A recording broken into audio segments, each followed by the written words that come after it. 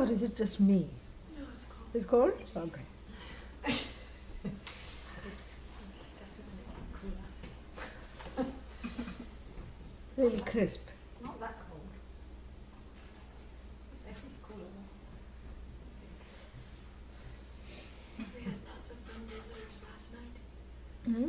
We had lots of fun visitors. Yeah, I was hearing them. Yeah. Good thing they don't know that there is it. Oh my gosh, the whole house would shake. They come up in little droves. Yeah. Yeah, they don't come alone anymore because it's too dangerous. Yeah. And for the little ones, the parents are always there. Yes. There was one big group. There were about 15 of them. It was 3, 4, and 5-year-olds. Sammy was waiting for the bell to ring. I could hear them coming up the stairs. Sammy? She wanted them to earn their treat. I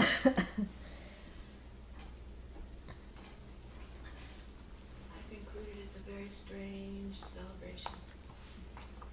Yeah, but it's also nice in its own way Yeah.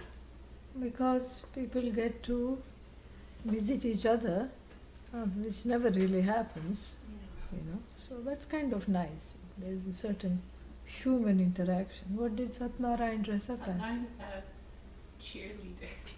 As cheerleader? And then Swamiji, something strange is happening. Oh. She's sharing all her candy with everyone. She is? Yes, and giving lots of them to. Oh, that's Namaha. Let it long continue. Oh, that's beautiful. Yes, That's amazing. that's so amazing, Swamiji. Wonderful. May that long continue. Yes.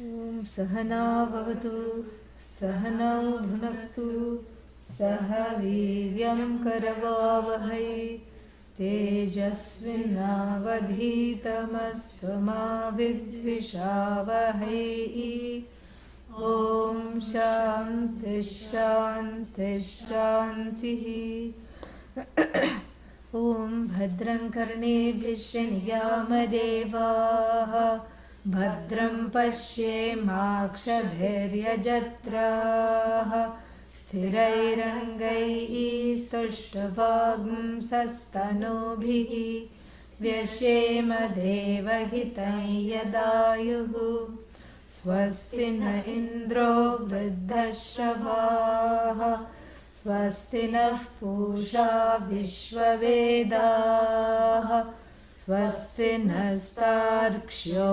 arishtanemehi Swasti no brahaspatir dadhatu Om Shanti Shanti Shanti.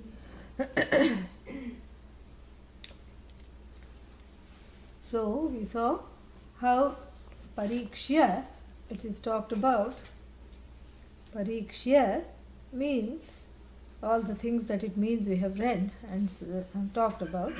And Lokaha, actually it is Parikshya Lokan, but first he wants to make sure you all know what Loka is. That's why he says Lokaha ye dakshinottara marga tiryak preta lakshanaha.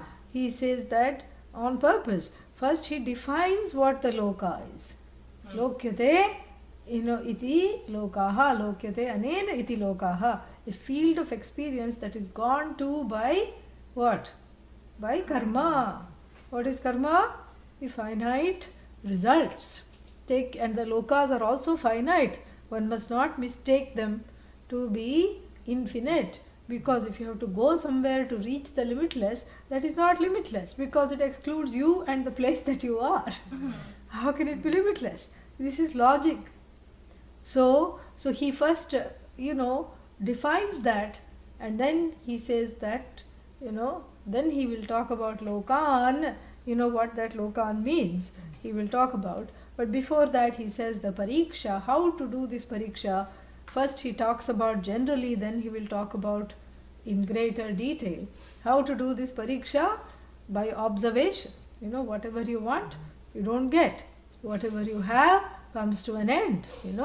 This is what is called Pratyaksha Pariksha. We discussed this at length last time, just a recap. So using Pratyaksha, what is Pratyaksha? direct perception, direct experience through the five senses, etc. Then through direct observation we see this. Then anumana. Anumana means what? Inference. One step, many step. The whole issue of inference. And how do you use inference to do pariksha? Last time we discussed.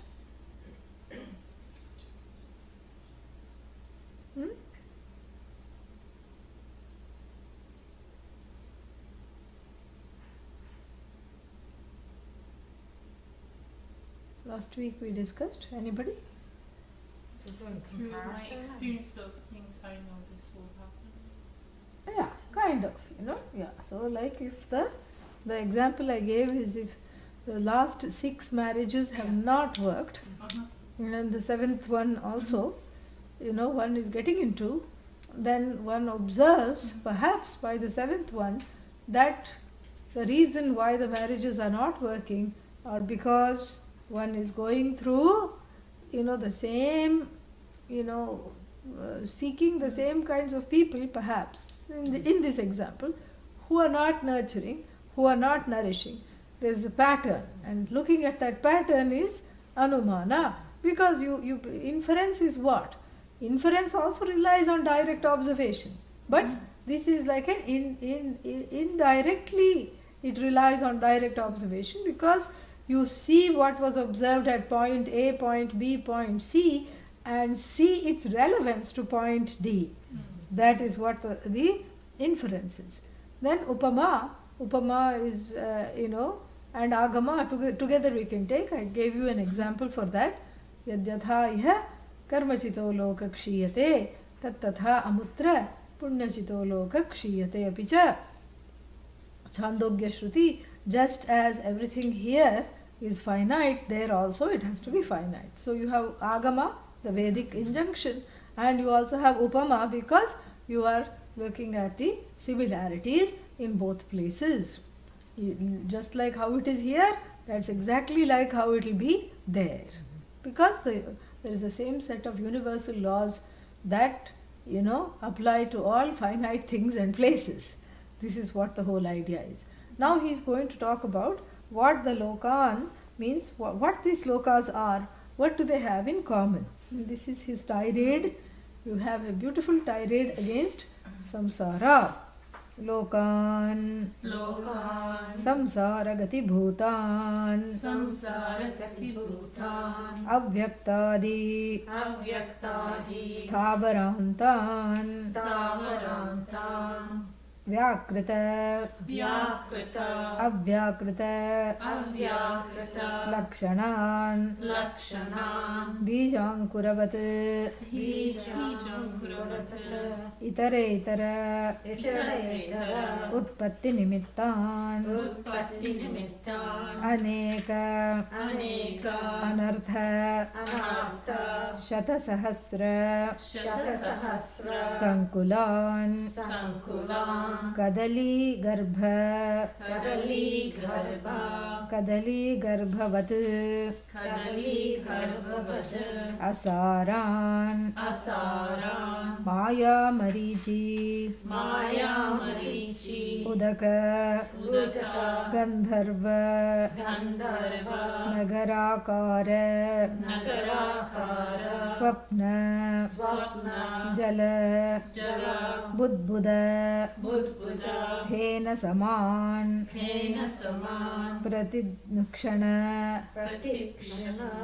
Pratikshana, Pradvamsan. Yeah, this is a Sahasranama of samsara.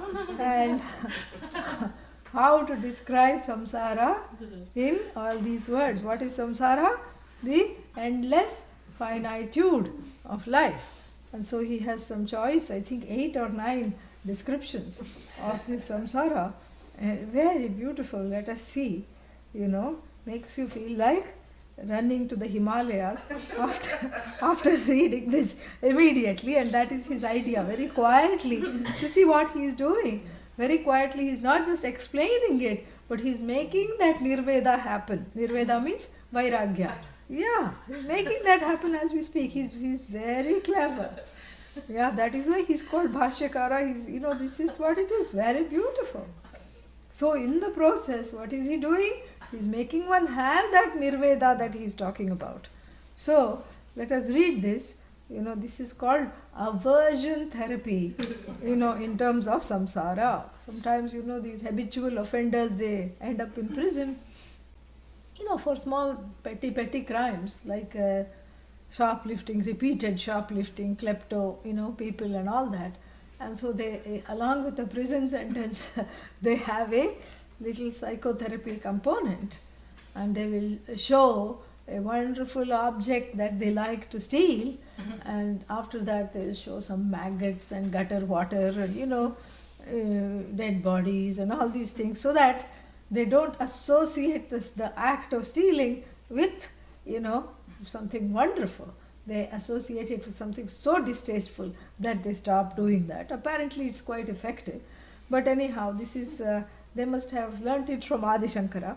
And so we have the first psychotherapeutic, what's that, experimentation on all of the people here of what are the dangers lurking, the samsara that you embrace every day, and the samsara you think is wonderful, and the samsara that makes you smile, of course once a year, but nonetheless it makes you smile, annual smile, and the samsara that you think is worthwhile is described here very, just bare bones, stripped of all its costumes, stripped of its finery, stripped of its glitter and everything and its makeup. It is just presented exactly as it is. Let us see what it is like.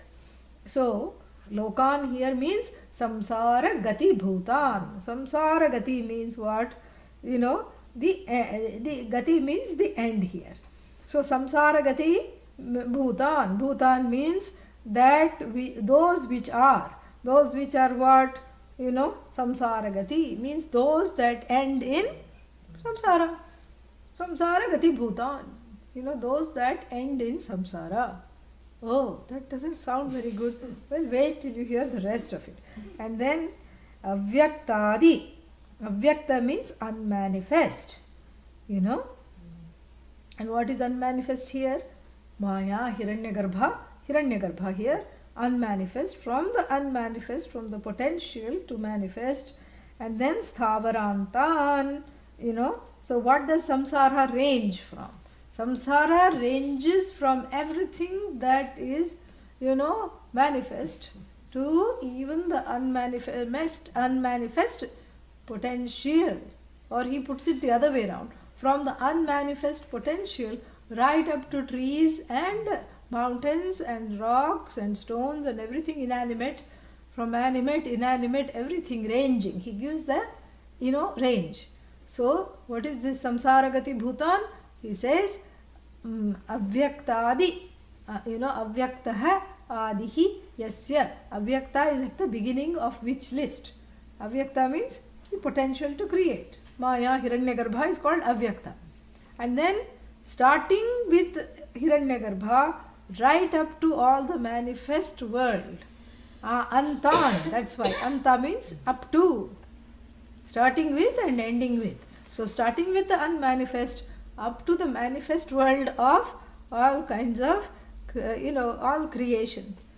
Everything is finite, and all of those things, including Hiranyagarbha, which is a status, ends in what? Samsara. And then what? And then it says that avyakrita, and then sthavarantan, and then he says avyakrita vyakrita lakshana, and he explains it further. So starting with Hiranyagarbha right up to the trees, mountains, rocks, meaning what? Whether it is manifest or unmanifest. Lakshanan means characterized by manifest or unmanifest. Just because it is unmanifest doesn't mean it's not part of samsara.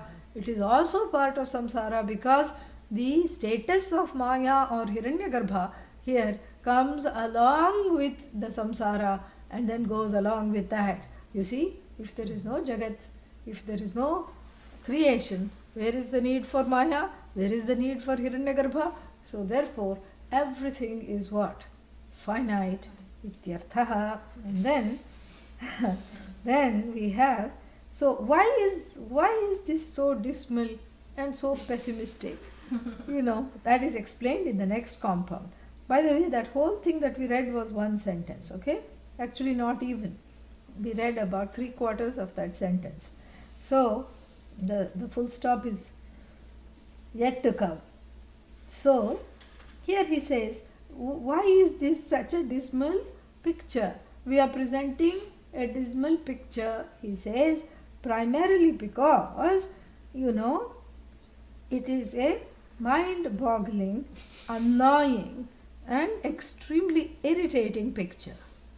It's a picture of an endless quest for the end, of everything. It's an endless quest for that which I cannot see, cannot touch, cannot grasp, and yet I cannot get over the longing for.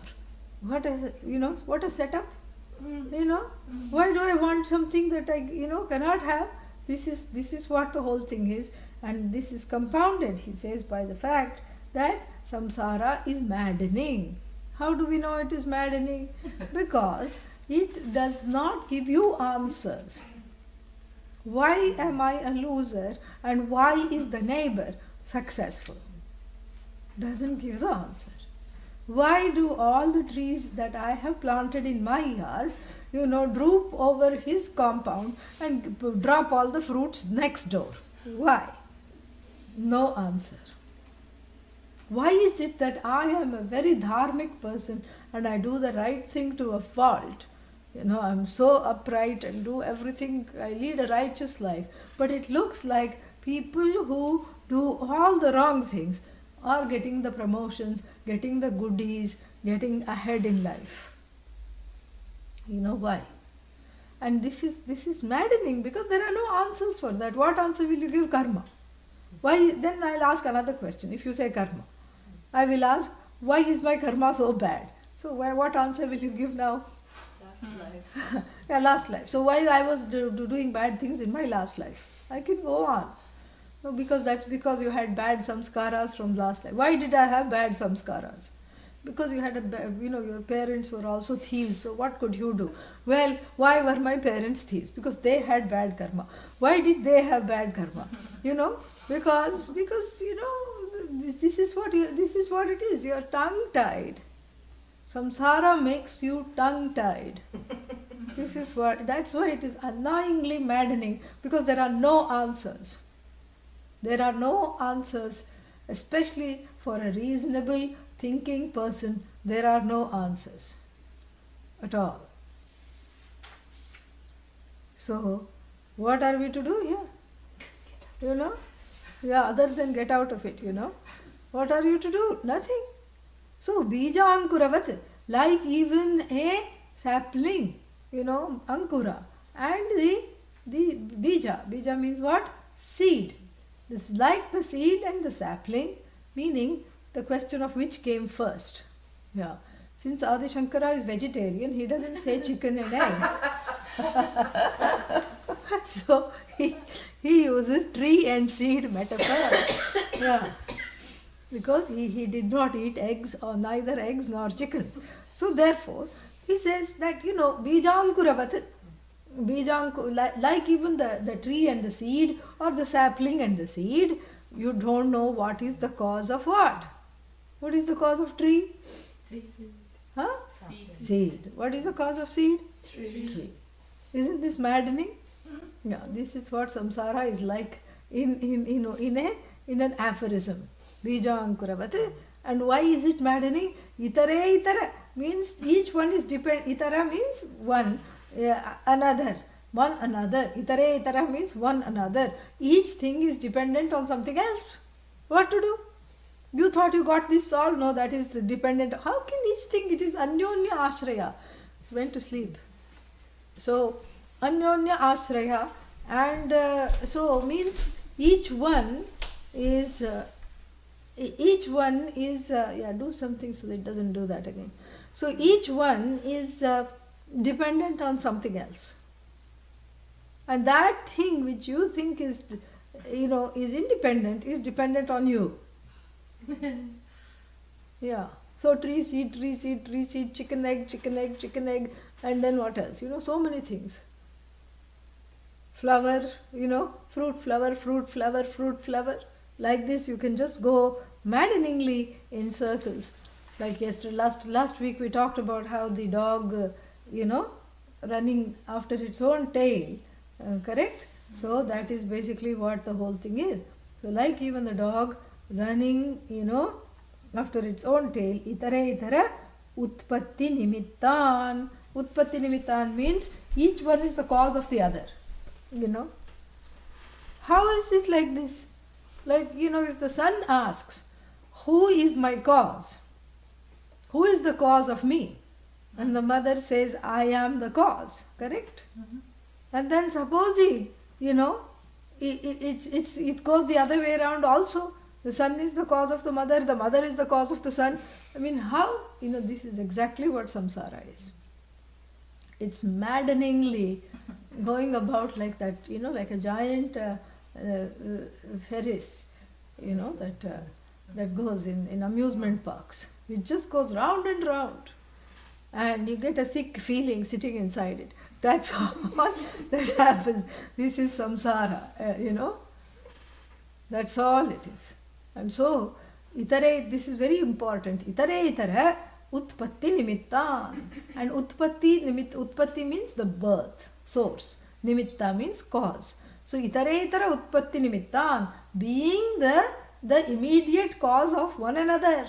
How is it possible? Each one is the cause of another. How is that possible? But that's how samsara is. Any branch of knowledge you look, it goes in circles. Anything that you look in the world, it is a very finite, explanation of something, and you can never have a satisfactory explanation.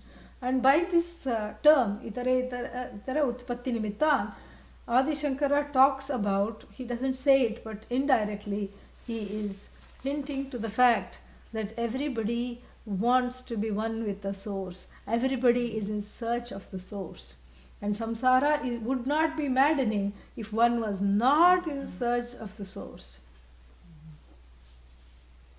Then you just go around your little automaton way and do your things. And this is what I do at 8 o'clock. This is what I do at 10 o'clock. This is what I do at 12 o'clock. And then now I sleep. Now I wake up. Then it would be fine. In fact, most people suppress the urge to know. Because there are no answers. And even when there are answers, even when the teacher is available, they don't have the readiness to sit and listen. So therefore, what else to do? You take an aspirin and suppress the urge. Yeah, there are special aspirins to suppress the urges. Yeah. And then, like going to the movies, going here, going there, and so you can get a temporary, for 4 hours the aspirin works, So going to the movie, going to dinner afterwards, coming back 4 hours. So then all that pain is gone. And then, you just crash. This is how people even talk about it. You crash. And you crash means what? You go to bed. Just like an automaton. Computer also crashes, you also crash. This is what the whole thing is. So this is the crazy. This is a crazy making enterprise, because that search for the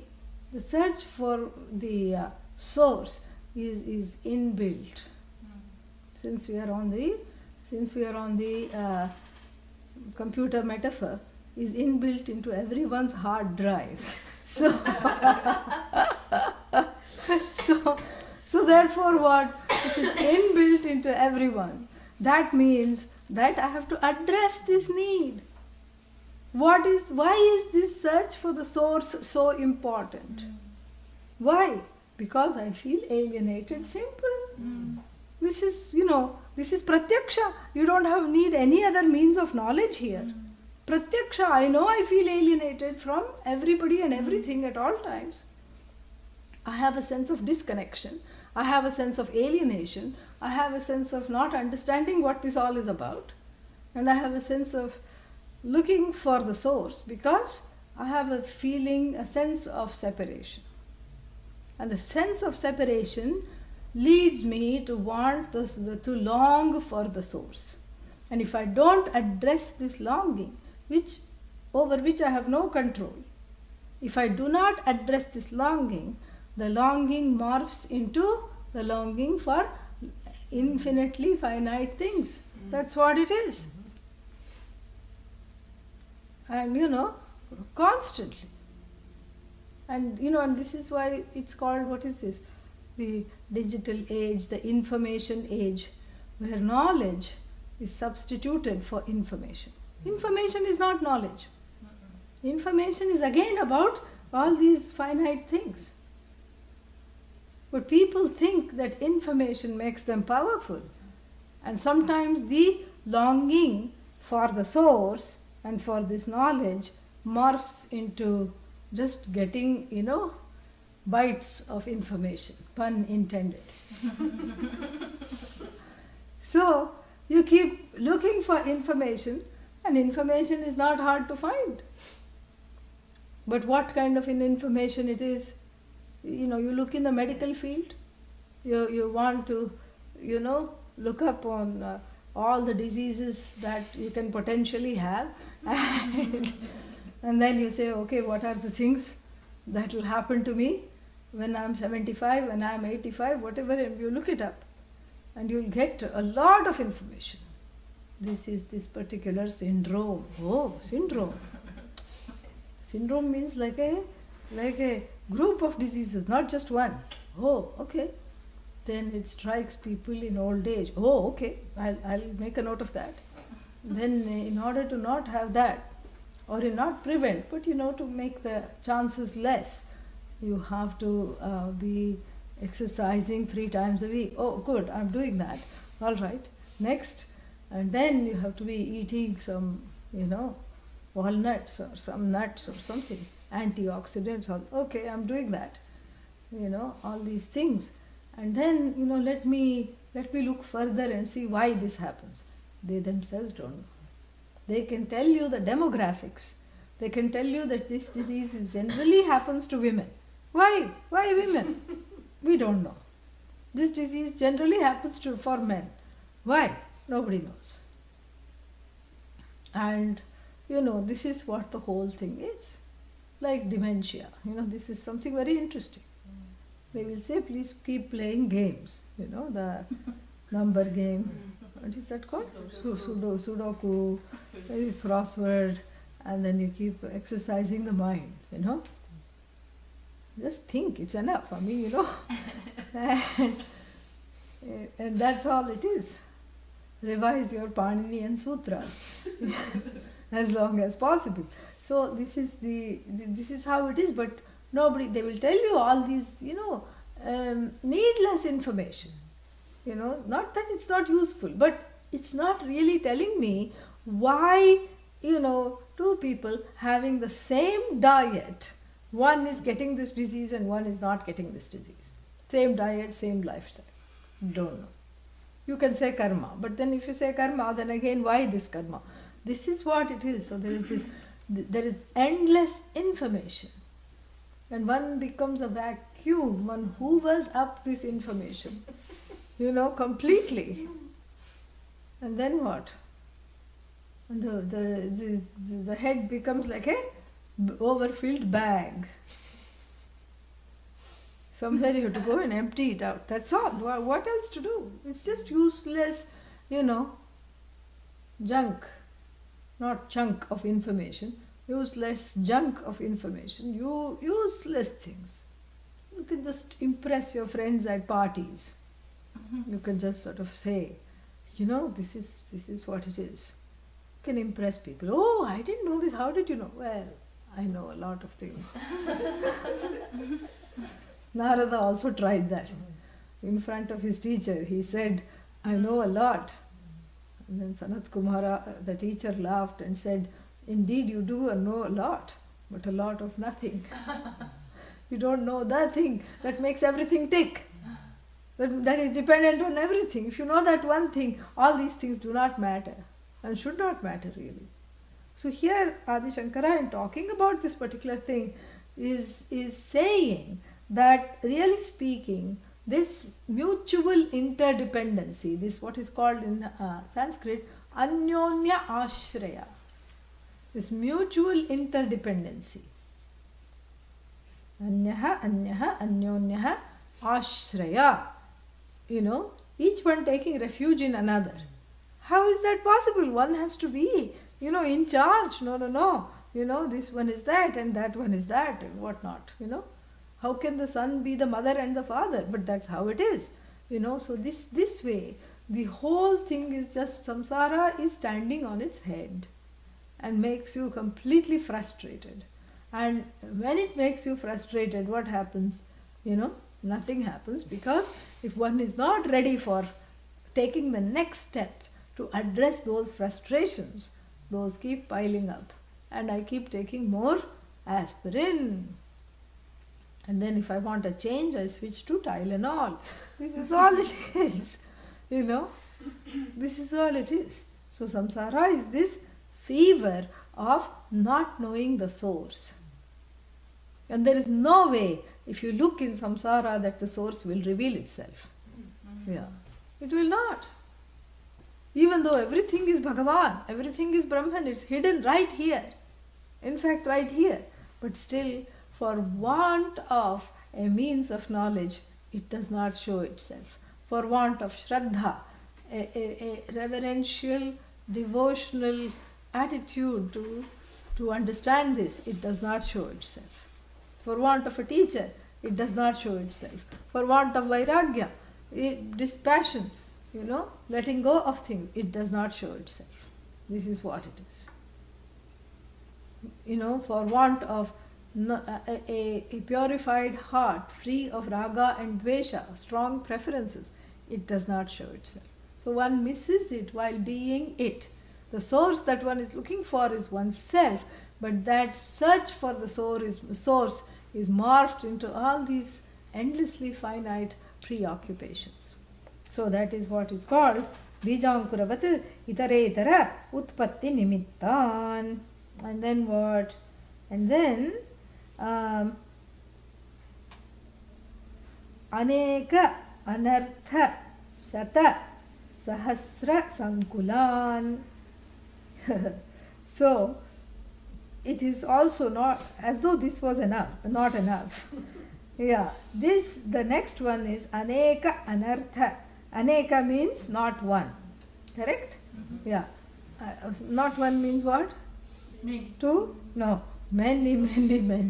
It's a euphemistic way of saying it. So, many. So, Aneka, Anartha means everything you don't want. Artha means that which you want. Artha means security. Anartha means? Yeah, naturally. Opposite thereof. So, insecurity. So, Aneka insecurities means what? That's not just one insecurity we are talking about. If I have a prized possession, and then I say, cannot live without this. Okay, have that. Just put some super glue and attach it to yourself and okay, fine. But are you happy? No, because I want that also. I want this also. So the insecurities of not having X, Y, Z, A, B, C, D, E, F, G, H, all these things. Piling. So, Aneka Anartha. So, it's a samsara is the presence of not even the presence. Samsara is a place where the myriad insecurities of the person get activated. That is samsara. So, Aneka Anartha, Aneka Anartha. Aneka Anartha means that's what it is. And then it says, not only that, not only are there insecurities, but also, in addition, Shata Sahasra means hundreds of thousands. Sankulan. Sankula means what? Afflictions. So, to make matters worse, not only are we having the insecurities, but the insecurities are exacerbated by the presence of numerous, in other words, hundreds of thousands of afflictions. So you see here also we have a little cause-effect dance. The presence of afflictions cause more insecurities. The insecurities also are the cause of afflictions because I keep expecting them, and in the process of expecting them there are a lot of missteps and missed steps, and I don't pay attention, I'm not focused. So more sankulas come, and sankula also means complaints. So there is just a whole lot of complaints. Samsara means a big counter of complaints. And so this is what it is. Each day, day after day, because sankula also means problems, afflictions, all these things. So then, when each day there are so many complaints that you don't know how you get sleep at night. Somehow it comes. And upon waking, few hours you are out, And then what? Somehow upon waking up, somehow you sleep. Upon waking up, first the complaints stretch. Before your eyes are open, the complaints open its eyes, the complaints stretch. And the complaint says, hey, wake up, you have to attend to us now. We have let you sleep now, wake up. And these complaints carry you through the next day. So day after day, endless complaints. One day this is hurting, that is hurting, front, side, back, One day there is this, and then one day there is actually, it happens once in a blue moon, but actually there's nothing wrong. Today there is food, today there is money, today, the belly is full, today the mind is happy, there's really nothing to complain about. Today the friends are all, on good terms. Everyone has liked me on Facebook. Yeah, to my face what they say I don't know, but at least on Facebook they have liked me. And then, today nobody is mad. Today I have been able to do my job properly. Today everything is all right. Today, miraculously, the weather is also nice. Today everything is just in a wonderful stasis of a balance which I don't even know what I did to deserve it. It is so beautiful. And then, are you happy? For 5 minutes. The 6th minute, what if this doesn't last? Oh, what will I do if it just goes away? I actually see it slipping away. See, something is happening. I think my toe hurts. But, so something, see, already it's changing. And so, this way the insecurities are always in abeyance, waiting to pounce. And when the insecurities come, complaints are not far behind.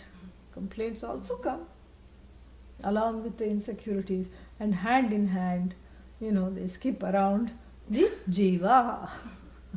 This is what it is. And so, but then we have to remember the status of these insecurities. The status of these insecurities and these complaints we have to remember. Because the complaints are very easy to take seriously, and the people do take them seriously. But in fact, they are nissara. What is sara?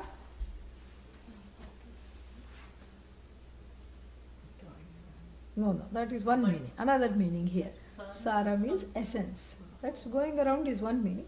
Sara also means essence. Nissara means what? Essence-less. Yeah. And you can even take out the E, senseless. Yeah. Essence-less and senseless. So they are without any basis. Like even kadali. Kadali means banana. Oh, banana has lot of essence. No. We are not talking of the banana. Kadali vriksha means the banana tree. And not even the banana tree. Specifically the inside of the banana tree trunk. The banana tree is a great being. Not a single thing goes waste. That's why it is seen as very holy. Not a single thing goes waste. The leaves are biodegradable plates. In India, we eat off of them, even today, And then the cow eats that, after it is thrown away. So, that is the leaves, and the fruit is, of course, made into a delicious, preparation and eaten just like that, bananas. And then the flower is made into a wonderful curry. And the roots also are used for medicinal purposes. What is left? This blessed trunk. And the trunk is just the most, when you peel the trunk, it's just the most disgusting looking thing that you've ever seen. It's a kind of slimy, and it is, white and squishy. And then when you cut it, you get all these stringy things, like, what is that? Slimy, things. And then you cut it and make a curry out of it. And you don't add anything to it, really. And you give it to people with, kidney inflammation, kidney stones. It's a medicinal preparation. There's nothing worse than that to eat, really. Okay? And you can, and that's how it is given. And the kidney patient is allowed to put just a little bit of salt, because salt is not that good. Little bit of salt and pepper, nothing else should be had. Even if you shake the entire shaker of salt and the entire shaker of pepper, it will not absorb anything. It will still be equally bland. So Adi Shankara says that these complaints that you're taking so seriously are without essence, like even this bark, not the bark, the trunk of the banana tree, which you cannot doctor it with even the strongest garam masala to make it more tasty. It's at best a medicinal brew or a medicinal curry that you have for the sake of health. You are forced to have it. So, like he says, kadali garbha. Garbha means the womb of the banana tree. What is the womb of the banana tree? The innermost part of this trunk, which is a pith, like a pith, which is kadali garbhavat asara. Asara means without any essence. And then what? He's not done yet. So, Maya Marichi Udaka Gandharva Nagarakara. So it is also of the samsara, is also of the what? Of the nature of, Maya Marichi. Here, Marichi Udaka. So, but the Maya we have to explain. So, Maya is not connected to the mirage water. We have to take that separately. That's what I was looking to see if it is linked or not. So, it's not linked grammatically. So, Maya means it's an illusion. The whole thing is an illusion. Here he is not using Maya as Maya and Brahman. He is looking at the common parlance Maya. Everybody knows. Maya means it's magical. It's an illusion. Like Maya as in magic. It's a magical illusion. So when the magician comes in front of you and says, I'm going to cut this assistant in half, and puts this assistant in a box, correct? And the assistant happily, waves to everybody. She's not crying, she's not upset, she's not, worried at all. She gets into the box, and then, he rolls around the box. And then what? And he takes this two knives or swords and then cuts, and there is of course a lot of sound. This chainsaw sound, and so this chainsaw massacre is happening right in front, correct? But the audience is not worried. You see, this is what it is. The audience may be worried, but they hope everything will turn out in the end. The magician is not worried at all. and neither is the lady, she's not screaming from inside. And then what happens? He sees the box is, cut into two. And then what happened? We don't know. And then miraculously he puts it together. And then she comes out whole. What happened? The box actually had two compartments. Yeah, one side the head and the other side some other lady's legs were coming out, feet. Yeah, so this is all it is. It's a trick for the eyes. So this is what Maya. So samsara is a big trick, is it not? Yeah, no treat, only trick. Yeah, only trick. It's a big trick. It's a visual trick. It's an olfactory trick. It's an audio trick. It's a trick for the senses. It's a big trick. And then this big trick we take seriously. Everyone takes seriously and waits for the gifts of this trick to trickle. Nothing happens. So therefore Maya means it's like a magic show. It's full of what? Nefarious designs that of which we don't know anything about. Happily one is going about one's way. Who one marries and what kind of children the person has and where one ends up, where one doesn't end up. One doesn't know what is coming one's way. One is just, hoping that everything will go well. Even eating a bite of food, it should not go into the wrong pipe. That is the hope. That's what it is. So this is Maya. And then what else? It's also a trickster in the form of a mirage water and other Mayic things. Mirage water. Like the person who is running in the sand, hot sand, and the play of the sun and the sand and everything and that dry weather makes you convinced that there is an oasis. You start seeing the water and you start seeing the trees around the water. You see that, okay, I think I can just take 3 long strides and jump into this inviting pool. Now what did you jump into? More hot sand. This is what it is. So anything that you decide to go for in samsara, you dive into more hot samsara sand. This is what it is. I think I'm going to go for this. Fall flat on the face. Where you thought the cool water is, it is not. Okay, that's fine. But still, what you did not want is there. In terms of the hot, blazing sand, it is there. Okay, another jump. How many times are you going to believe this mirage? As many lives as I have. Yes, that's what it looks like. And so each time it appears to be true. And I do this, and then what happens? It's no longer true. This is what the whole thing is. And Maya, Mariji, Udaka, somehow the page went.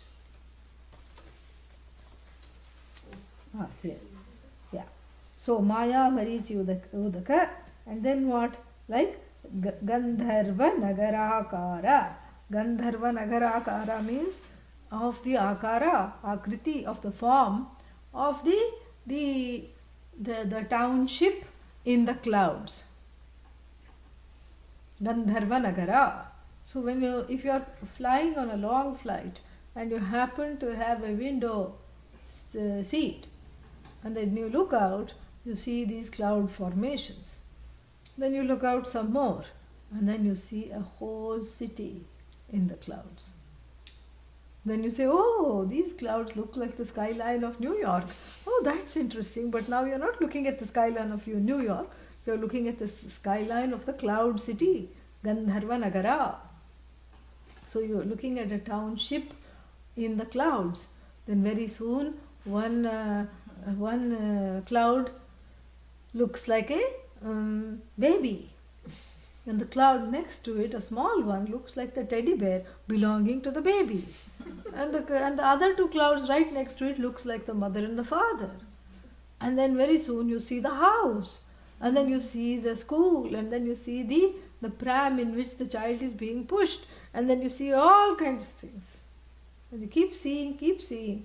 And then then you get involved in this township of clouds. And then you come upon a scene where a man is beating a child, and you say, you forget you're in the plane, you forget you're looking out. Hey, don't you do that! I'm going to report you to the authorities. No. Who are you complaining against?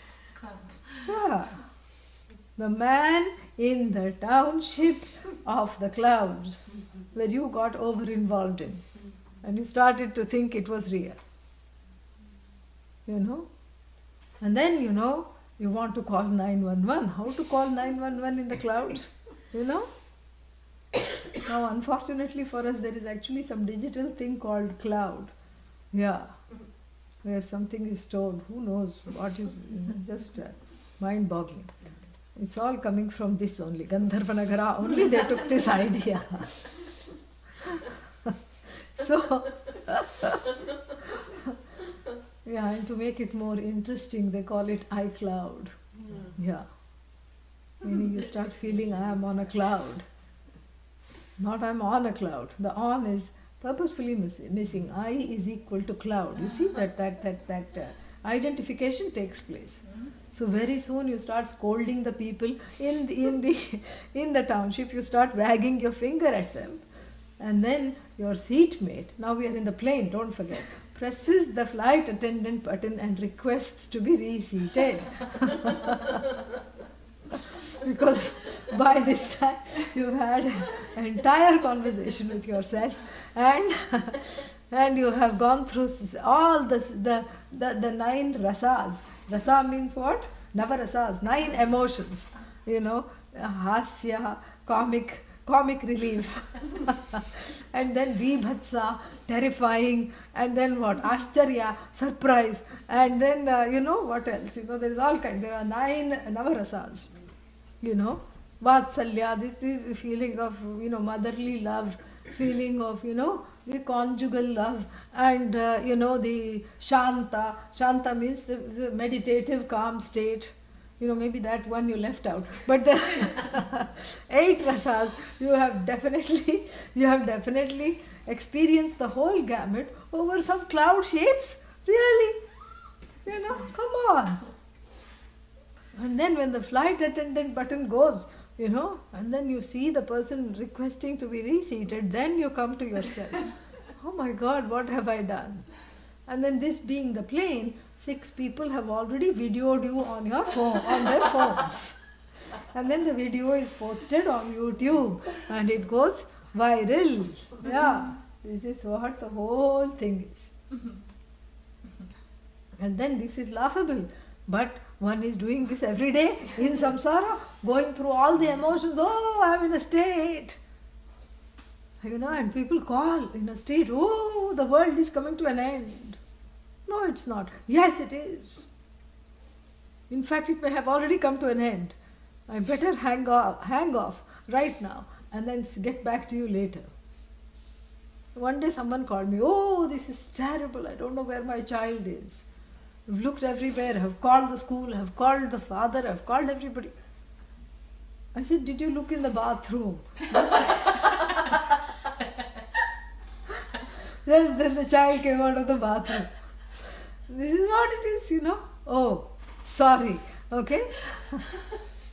This is what the whole thing is. And, this is what this whole panic, this angst is described very well here. Gandhar, that's why each thing is separate from the other. You see, the Maya means the general, the general illusion, that is samsara. Then we get up close and personal and extremely specific. Then one particular kind of delusion within this illusion is what? The Marichi Udaka, going for wrong ends and then ending up in the frying pan. Correct? Yeah. And then the second kind of delusion is making unreal things into real. You see, these are not repetitions. Each one has a specific purpose. So making the unreal into real. What is unreal? Everything that is finite. In other words, everything that is samsara. In other words, starting with your own body, everything is unreal. So when you start making the unreal into a reality, then what happens? Then this Gandharva Nagara, see the explanation I gave, remember that and see how the whole thing is. So this is the problem. And then what? Gandharva Nagarakara, and then Swapna, dream-like, Jala Buddha Phena Saman. So it is a dream-like existence. Meaning what? How long does the dream last? Few seconds to few minutes. That's how long the dream lasts. So this samsara also lasts as long as one is shrouded in ignorance. And so if one is ready for this knowledge, how long does it take to gain the knowledge of you as the whole? Not long at all. And so therefore, swapna, it's the dream-like existence, and in the dream if you start thinking it's a reality and you start flailing in the dream, somebody has to wake you up and give you a glass of water, correct? Yeah. After that you drink it and go back to sleep and flail again? No, because it's a dream. So similarly, swapnavat, swapnakara, it is of the nature of the dream. And then what else? Jala budbuddha phenavat. So jale, in the water, you see what? You see budbuddha. Budbuddha means bubbles. In the ocean, you go to the coast. And when you go to the coast, what do you see? You stand at the shore, and then a wave comes and washes your feet. And what do you see? You see bubbles. Yeah, phena, foam. You see foam and bubbles.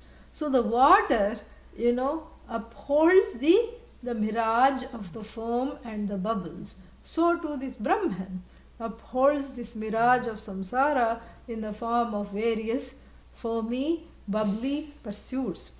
Phony and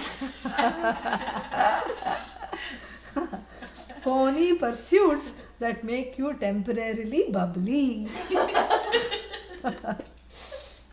So we'll take a 2-minute break if you want to just stretch or something. Then come back. Don't shut off anything. We'll just be here. What? I have no clue what I did. Yeah, it's fine. Okay. If it goes, just because I don't, it's different. It's not good. Fine. Something is different.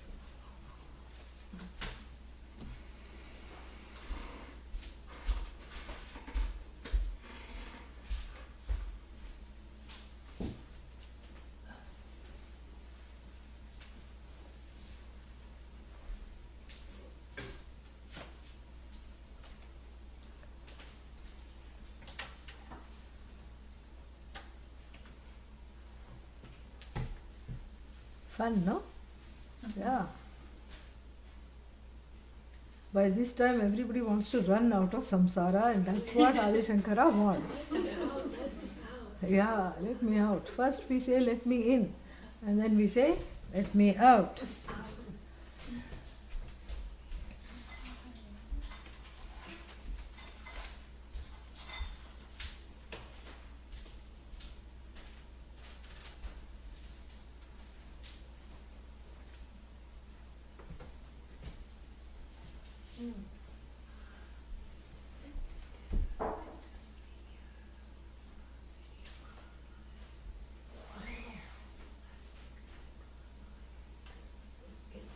It should be there.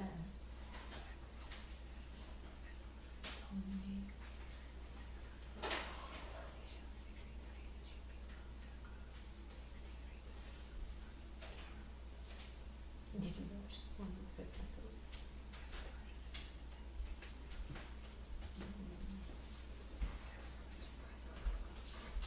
they do put them up in India, so I don't know if they'll have them up in 6 times.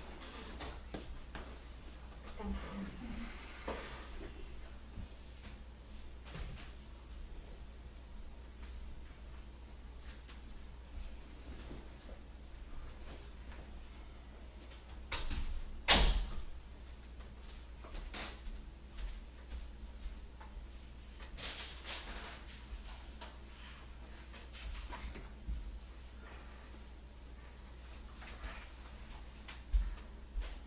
Swapna jala budbuddha phena sama.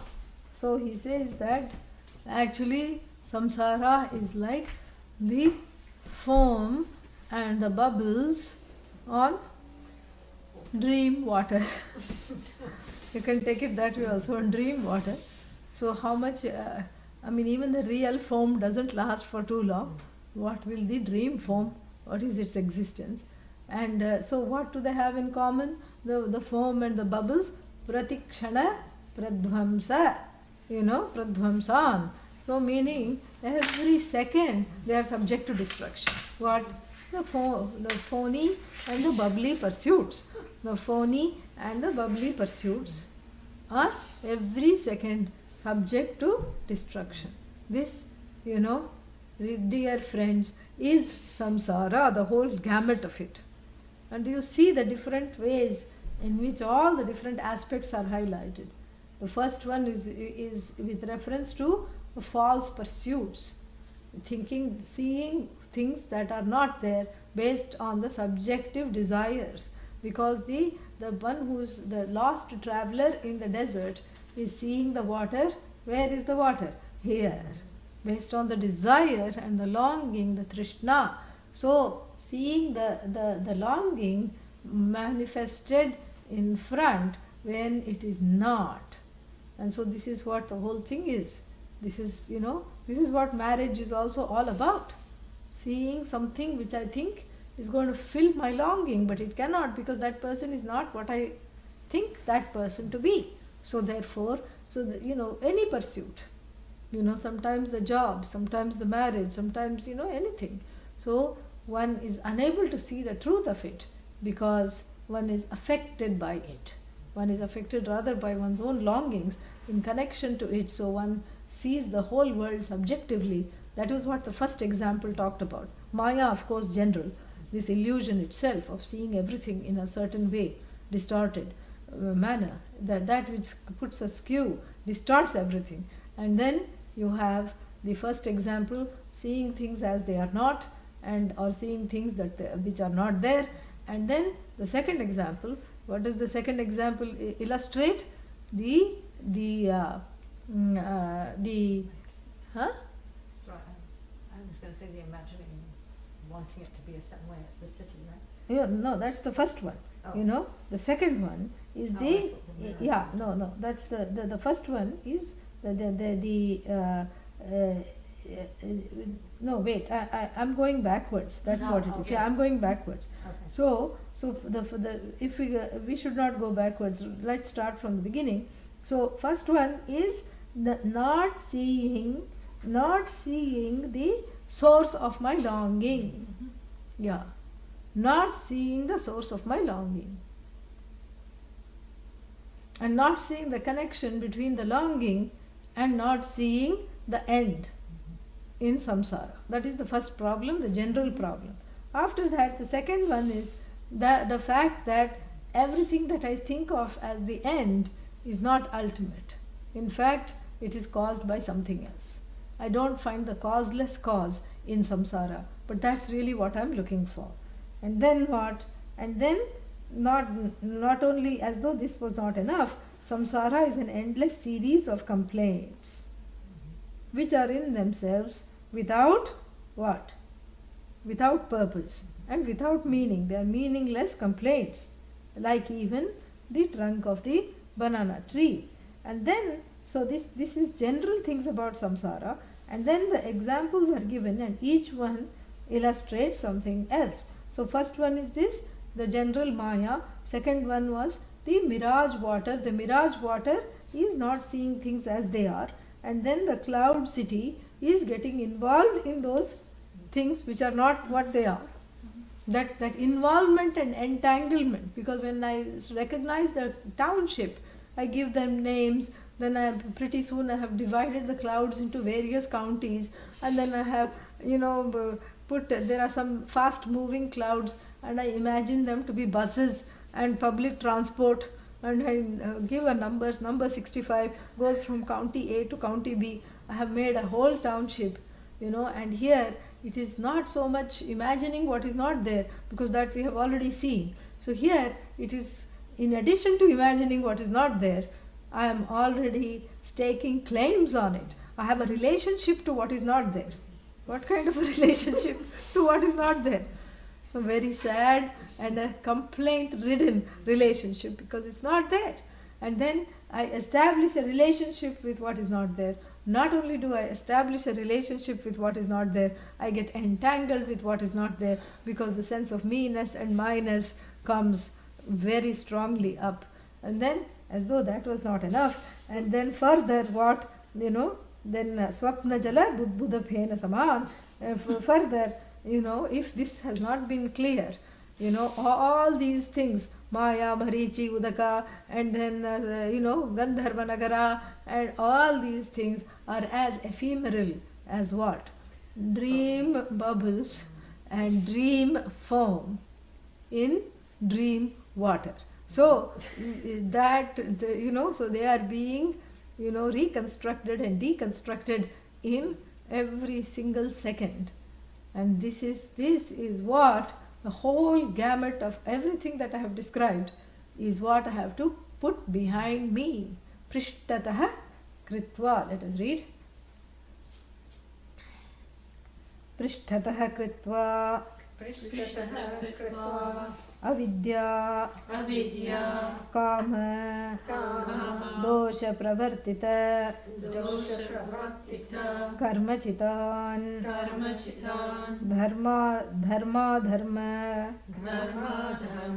Nirvartitan Ityetat. Yeah, so from Lokan to here, that is one sentence.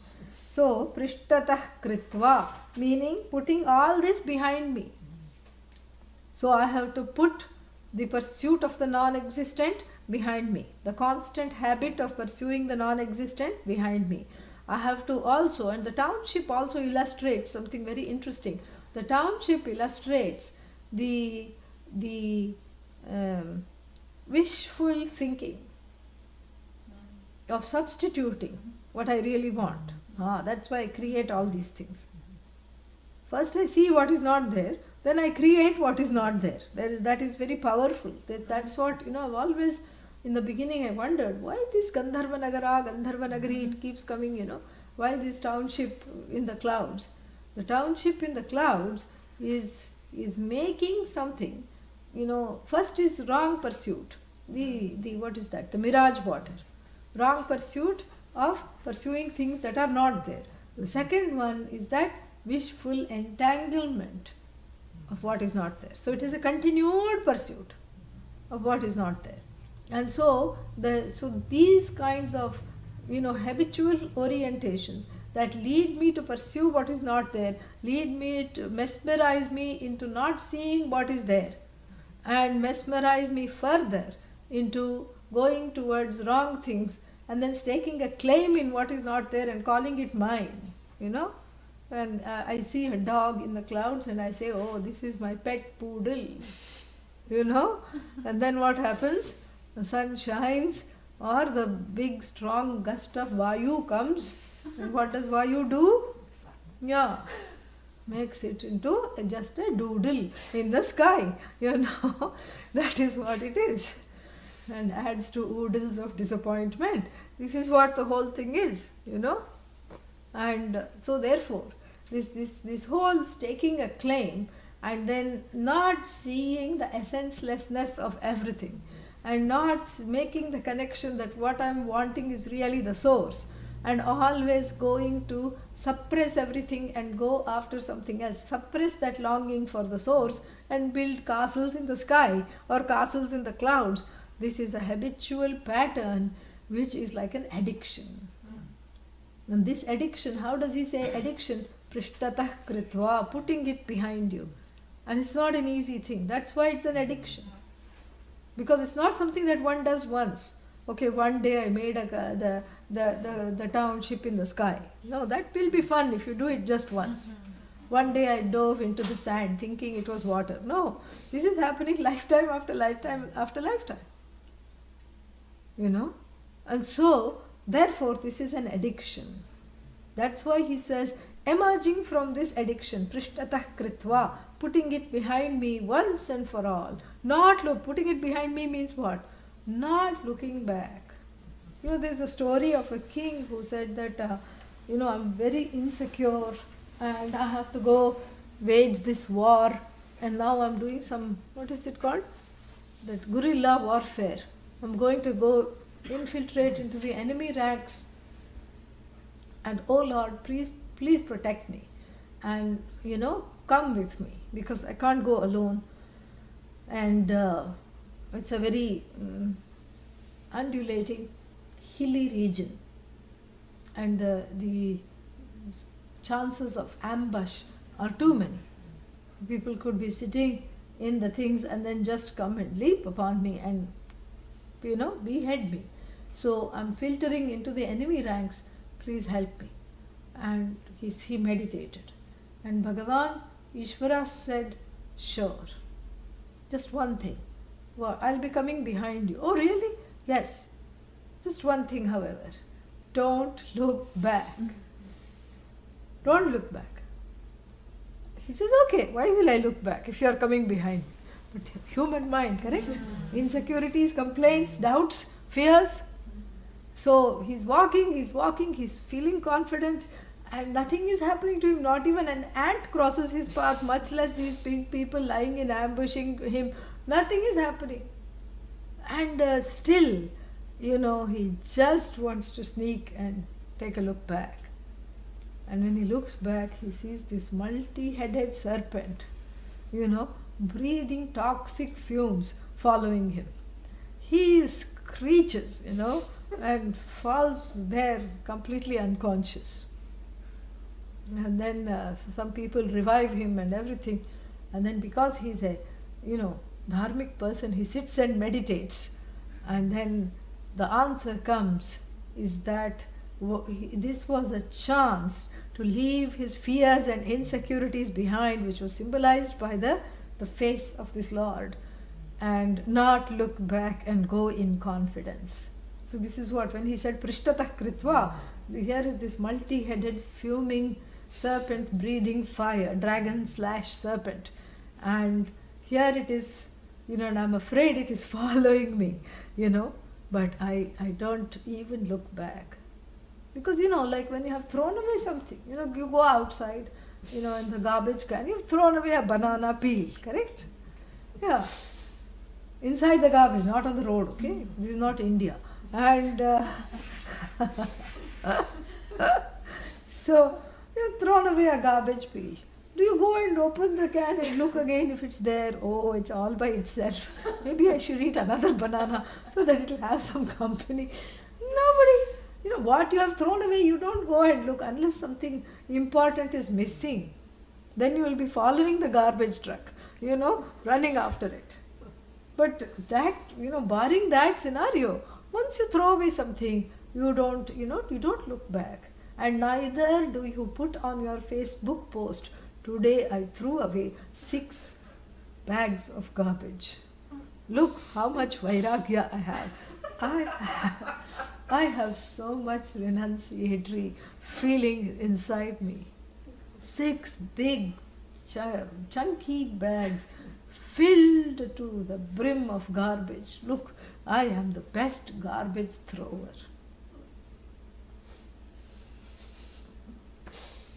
You don't boast about the garbage you have thrown, correct? In fact, people are very shy about the garbage they throw, especially in cities like Eugene, because they don't want to make a lot of garbage. Yeah. Everything they want to recycle, And so they feel ashamed that they have garbage to throw. But so nobody really is proud of the garbage they throw. And garbage is just garbage. You don't want it. You don't need it.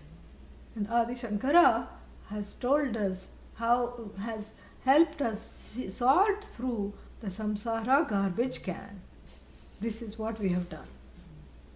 So we have sorted through all the peels, all the, leftovers from last life, all the, coffee grinds means nissara. If you put hot water on them, nothing will come out. And then the used coffee grinds, used tea bags, useless to even put over the eyes, and sometimes people do that. I don't know what it does, but apparently it must be doing something, a instantaneous beauty aid. You drink the tea and immediately put the tea bag on the eyes. Maybe it takes away the redness or something, I don't know. but it's a instantaneous beauty aid. But this tea bag is not even used for that. And then all this useless, rotten stuff we have sorted through the second time through this passage and deemed it unworthy of having in our lives. And we have thrown it a second time away and firmly closed the lid of the can. And then we are walking away. This is where we are at, okay? We are poised to walk away. Adi Shankara says, do not look back with longing and see if perhaps you can make a soup out of banana peels. Yeah, there are some horrendous books, And I remember still, I had gone to somebody's house for Deepavali, and they said that, the mother-in-law and the daughter-in-law got along very well because they both liked to cook and they had a lot of other things in common. And then the mother-in-law, the daughter-in-law gave to the mother-in-law a book. Of course, everybody opened the presents. And then this book said, how to make food from garbage. Really, from things you would throw away. And the first one was potato peel soup. Yeah. And, and then the mother-in-law was just chirping on about it. Oh, we don't even have to have recycling anymore. We don't have to have compost. We don't have to have anything. We eat everything. And then, and then they went out, went to the kitchen to warm up the food or something like that. And then slowly the son and the father hid the book. They said, because they were afraid that they will be treated like the guinea pigs and, made to experiment with all these leftover business. Then they both looked, where is the book? And the two people just sat quietly, and I, who had seen them hide it, also sat quietly. Yeah, this is how it is. So once you have thrown it, you don't look back with longing. Maybe I could have saved something. Maybe I could have recycled something else. Maybe I can use it in my next life. No, this is gone. The lid of Viveka has been put on it. The lid of it is not, you don't sort through garbage looking for the infinite in finite places. This is the Viveka. What I want is the infinite, and I'm not going to look on in finite places. So I firmly shut the lid of discrimination, the lid of knowing what I really want, and move away. Back away, I show my back to it, prishtatah kritva, so that I don't have the urge to run back and hug the garbage can. Yeah, this is what it is. Just as the man is coming to take it, So, this is what I do not do. And then what? So, prishtatah kritva means having done this. Then what? Avidya, kama dosha, pravartita. Pravartita means spawned by. Spawned by what? Avidya, kama, the fallacies of self-ignorance and the fallacies of what? The desire, wrong desire that has no real existence. So, spawned by, I see that spawned by all this and collected by my own karma, this big bag of garbage, dharma, adharma, by own punya and papa, iti etat, this is what I have to see. That I have to see the source of this garbage. The source of this garbage is my own ignorance, which led me to hoard the things that I am throwing away. And the second source of the garbage is the desires spawned by the ignorance. And then the third source of the garbage is all the things that I did as a result of wanting the pressures to fulfill those desires. So all the actions that I have done. And the fourth source of the garbage is the recycled results of the action. Yes. So this is the whole contents of the garbage can, called samsara pack, not sani pack, samsara pack. It's a pack of samsara, and so therefore I leave it be. I have to understand this. This is a cognitive pursuit. It is not a touchy-feely pursuit that you have already done, touching the garbage 100 times. Yeah. that which should have been thrown away last week, last lifetime, you are still holding on to it with great difficulty. We have shut the lid, and the lid is the lid of Viveka. And what is the lid? The lid helps to keep the smell away, and the lid helps to, not want to keep on looking at it. It's a self-locking lid. Once you put it in place, there should not be any way of opening if the Viveka is correct. And if the Viveka is correctly deployed, it's a self-locking lid that clicks in place. It does not open, even if you try, And so what is that power of this lid?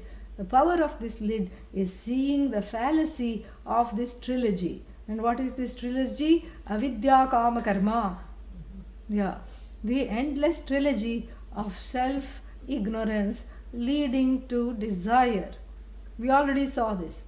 Because I'm longing for the self. I don't know that. Because I don't know the self. Self-ignorance. Leading to desire. What is the desire here? The longing morphs into various things that I pursue, thinking they are infinite, but in reality, what are they? Finite. And then because of those desires, they spur me into action. Desire spawns action. Action breeds results of actions. Dharma, in other words, punya and papa. That is what it is. So, and because, how is dharma, punya, papa? So, dharmic actions lead to punya. Adharmic actions lead to papa. So, because of this papa, punya, and then because of this papa, punya, what happens? The garbage gets delivered into the door. Imagine the reversal of this garbage. This is what Chitragupta does. This Sani Pack man, what does he do? He collects the garbage and takes it away to an unnamed, and nobody even wants to know where it goes. Okay? But what does Chitragupta do? Chitragupta, if you don't get self-knowledge, he delivers your own garbage from last life back to you at the door. Imagine if the whole thing was reversed. Instead of taking away the cans, they are coming and delivering cans, which are also locked, but they open at Chitragupta's remote control command. And they spew out all kinds of smelly, horrid things in the life. And then here, one sits crying, why is this happening to me? What is happening? Oh, and squeezes out the handkerchief also. But this is what it is. Because I could not throw away the garbage in the last life, the smelly being has followed me to this life and is troubling me to no end. So this life at least, it can be thrown away, correct? Say yes, come on. Yes. So this is what Adi Shankara wants us to do, wants one to do. And then here, the next word. So he says that first, Nirveda Mayat. This is Nirveda. He's going to talk about it a little more. But first he's seeing who is the agent of this Vairagya. Vairagya means what? The dispassion, the seeing the truth of all this. Who is the agent? And the agent here is described as, Brahmana. And the Brahmana, in case you mistake it for some birth, status of being born into a certain family, he's dismissing that. And he says it is actually Brahmana by equality. Gunataha Brahmana, not Jati. Gunataha Brahmana. And so let us see what it is. Brahmanaha Brahmanasya eva. Not Brahmanasya eva, that's wrong. Brahmanasya eva. Visheshataha Adhikaraha Sarvatyagena Brahmavidyayamiti Brahmana Grahanam. Brahmana Grahanam means the word Brahmana has to be grasped. How? Grah, to be grasped. How? Sarvatyagena Brahmavidyayam means the person who is what's that? Who is Sarvatyaga means who is able to let go of everything. Sarvatyaga. And by letting go of everything, what does this person gain? The adhikaritvam. For what? Brahma Vidyayam, for Brahma Vidya. In Brahma Vidya, for Brahma Vidya. So, meaning the qualification to gain this knowledge is incumbent upon throwing away that garbage, all of it. Otherwise, one is not a Brahmana. This is his definition of a Brahmana. This is the Upanishad's definition of a Brahmana also, is that the one who is committed to Brahma Vidya. And you cannot be committed to Brahma Vidya if you are hugging the garbage can. Yeah, you have to pry the hands out and let it go. This is what the whole thing is. So, Sarvatyagena Brahmana Grahanam and Brahmanasya eva Visheshatah Adhikarah, and this Brahma Vidyayam should go along with Adhikarah. Then it will make sense. Got it?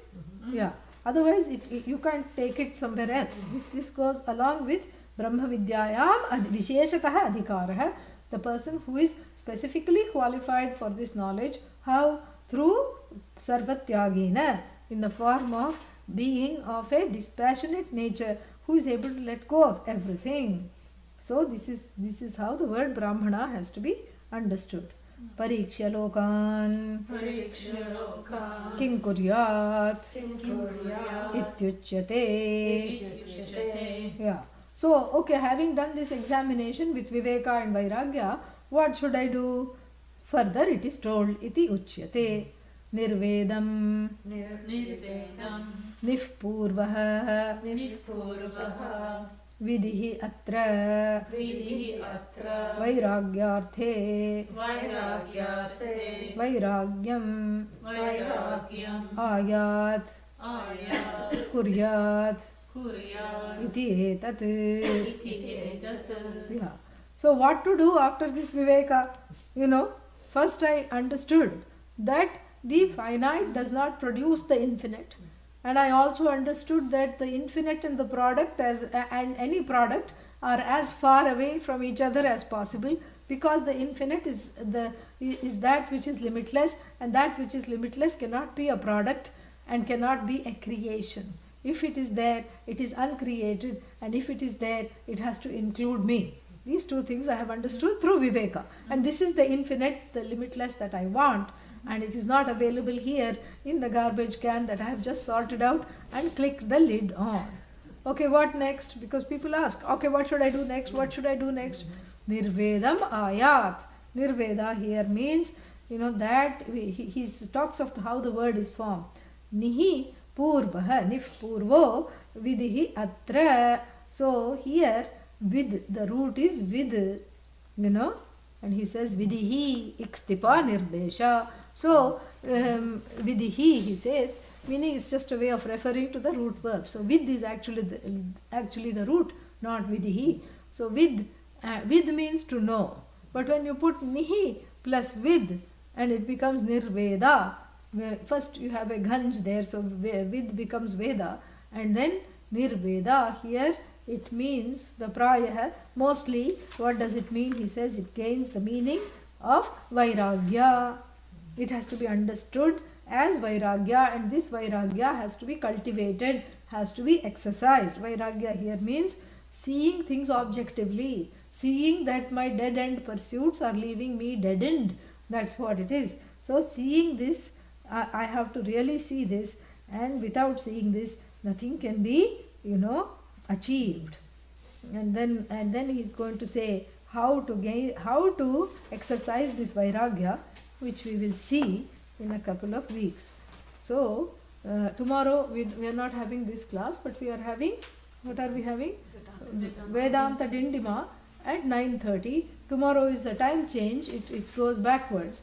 So, you gain an hour, so come at the correct time, don't show up 1 hour early and wonder what happened to live stream, what happened to Adobe, So tomorrow we will meet at 9:30 and then we'll see later.